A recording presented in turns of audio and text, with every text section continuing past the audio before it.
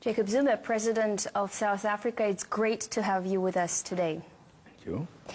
I've heard you recently warning Western corporations of pursuing a colonial approach to Africa. What exactly does that mean?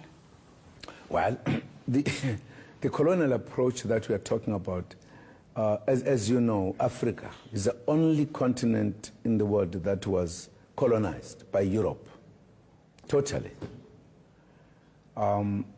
We had to fight what we call the anti-colonial wars to free ourselves. And they were bitter wars. They were not just small wars, very bitter. When Africa became free, there was no arrangement how to make Africa develop. So they were left as they were. Up to this day, in some of the African countries, you still have the armies of the former colonial countries. What do they want there? You still have a mentality that they look at you as a former subject when they do business with you. And the fact that we have not shifted in terms of how the economic relations are, that's a bigger problem. The companies that dominate these countries come from the former colonial countries. In no way you have the indigenous companies growing to be in charge, so to speak. So that's a kind of relationship which is very skewed. It's not balanced. And there's been no effort to them who have the means to help balancing the relationship. That's what we are talking about. We were saying so also because at times there's a bit of an interference in what Africa is doing. You know, since you say you have listened to some of us speaking, you must have listened to us talking about a country called Libya, which from a country operating has been put into a very serious crisis. The Africans were there with a roadmap to solve the problem. They refused. They thought that the best thing is to bomb Libya out of this world. And they bombed it continuously, knowing very well that we don't agree. That is using their colonial position against those that they had colonized. And we now have ended up with that region totally undermined, and they are no longer there to solve the problems. That's the relationship I'm talking about. But since you were very active in trying to resolve this conflict in Libya, I know that you were trying to persuade Gaddafi to step down. How that happened? Do you think that could have spared his life? Absolutely. Absolutely. The AU had a roadmap wherein Gaddafi had agreed to bow out of power with a specific arrangement guided and monitored by the AU and perhaps by others as well, so that the change that people are talking about would have come without many people being killed, without Gaddafi having died, having to die. So the AU, with a clear roadmap, was undermined by the Western countries. Mm-hmm. That's the reality. But we see a similar situation playing out in Syria right now. People say that intervention is not an option. Others say that situation has gotten so out of hand that peacekeeping forces can really not do anything much at this point. What do you think is the best way out? Are we seeing a total failure of diplomacy in a dead-end situation in Syria?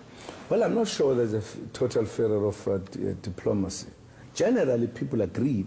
We've all been calling for a kind of coming together of the Syrian people to solve their problems, that they should be helped to do so. But some countries have been saying no, because the matter went to the Security Council. They could not agree. That has been the problem. And that's part of what makes smaller countries or countries that are not members of the Security Council to have a problem if that institution does not change or transform. Because it means we can sit one day, as we are looking at in Syria, look at a country being destroyed before our eyes in this modern age, as if it is decades back wherein there could be wars that could finish the countries. Nobody can explain in this modern age, in democratic age, that why have we allowed Syria to be destroyed as it has been destroyed. So it's a big problem. Now I'm happy that people are beginning to say we need to find a solution. In fact, for people who are saying it's too late now, they want it that way. Because there was a time we could have come in we could have said, solve the problems, find a solution, whatever views. People didn't do so because it was not satisfying the interests. Mr. President, if it were to help resolve the problem in Syria, would you be ready to host President Assad in South Africa and give him asylum? Well, I'm not sure whether you want me to answer that question really, because I don't know what is it that makes people think he should leave Syria. He's a Syrian. There's been a problem that has developed in Syria. He's part of it. He must participate in resolving it. What Syrian people should do is to find a solution. And a solution I don't think is a good solution, a solution that then ejects other citizens out of their own countries. Because if it is agreed, it should be agreed how then it would be handling a man who was the head of state when the problem began. I don't think we should begin to say, can South Africa host him if he's... This business of people leaving their countries because there are political disagreements, I'm not sure whether it works. Because I can be out there and I can be unhappy, I can plan to come back and I'll come back fighting. Because they must find a solution that must be accepted by everybody, including what happens to those who have been acting on either side. That solution should include that. I think jumping into a solution whether a country could accept that man or not is going too far and even beginning to influence what kind of a solution we have about certain individuals. If they were part of the problem, they must be part of the solution. You know, partially huge problem in the Syrian conflict is uncontrolled terrorism, and I know that South Africa's media has been carrying a lot of the story lately about Al-Qaeda terrorist training in South African camps with really no action from the government. Do you fear that maybe radical Islam can reach Africa as far as your country?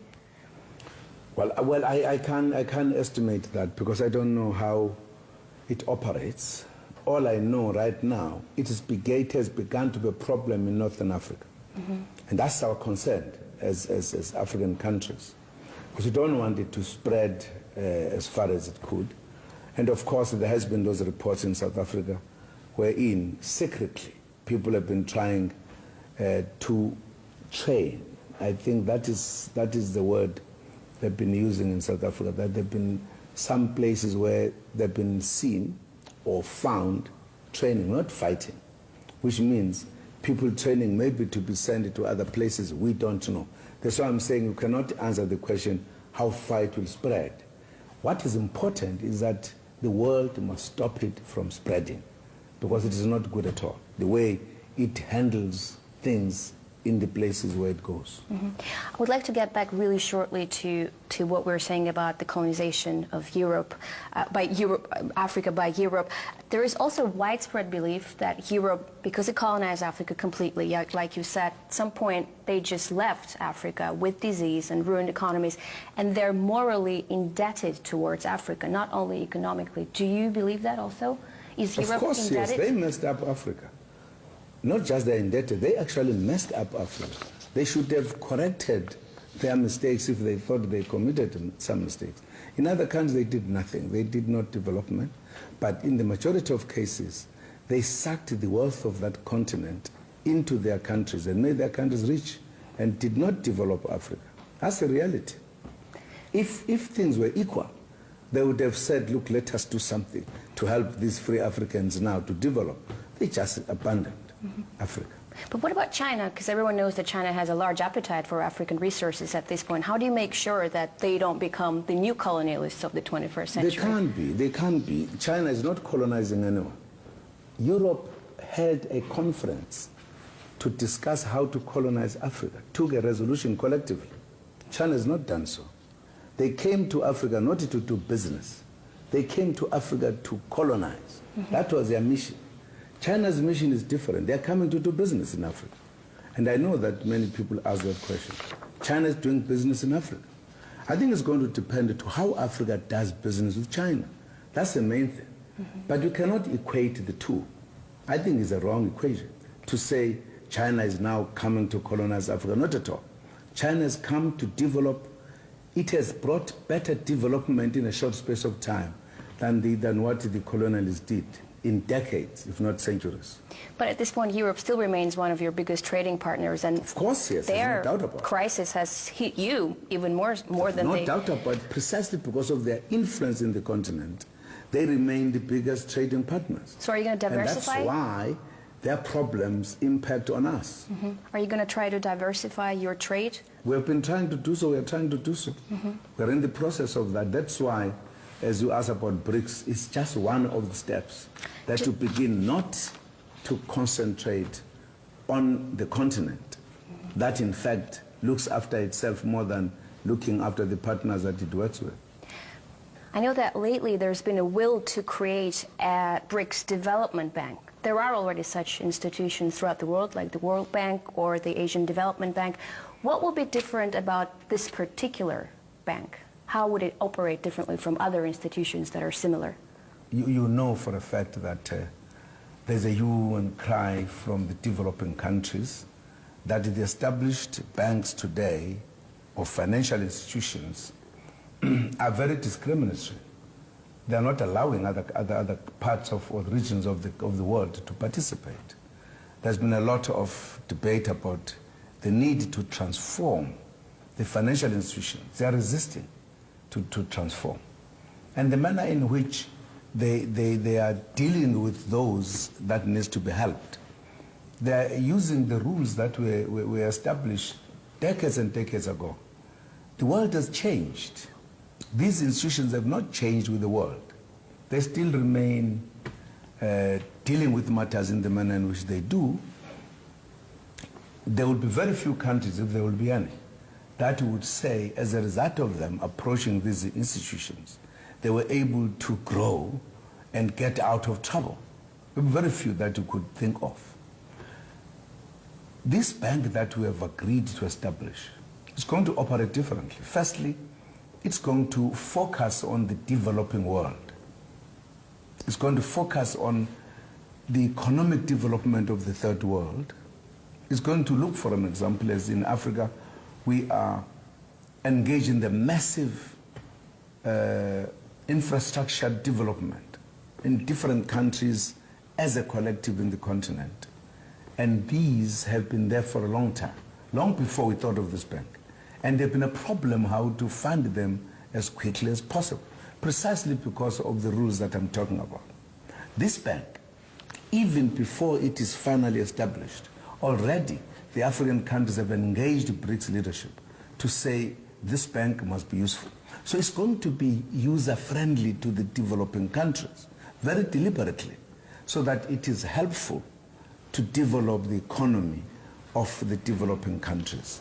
And the kind of conditions that is going to put, they are not there now, but certainly there will be the conditions that help to get those countries that are in trouble out of those troubles. Do I understand correctly that we're talking mainly about BRICS countries themselves and the countries that are surrounding them when we talk about... No, we're talking about the bank that is going to deal with the developing world, so to speak. All of the world. It's not restricted to BRICS or to few countries around. All the countries that are developing countries. This, in other words, is a new bank that reflects the changed world that's going to be dealing with people differently from the banks that are dealing with the kind of thinking of the old world. So every country will benefit. There's no country that's not going to contribute. It's not done for BRICS only. BRICS does business with the developing world, of course with others. So because this bank is BRICS bank, it will be dealing with the countries that it deals with them. Okay, Mr. President, thank you very much for this interview. Thank you very much.